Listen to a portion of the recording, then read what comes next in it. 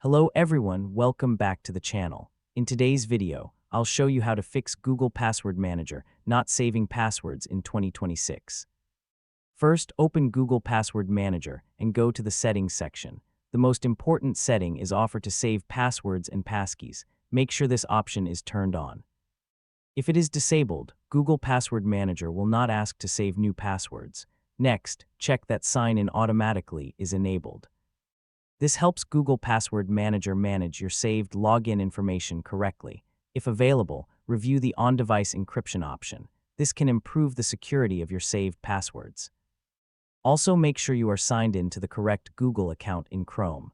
If you're using a different account, your passwords may not be saved where you expect.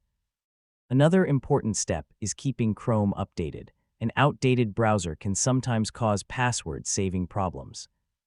After checking these settings, restart Chrome and try using Google Password Manager again.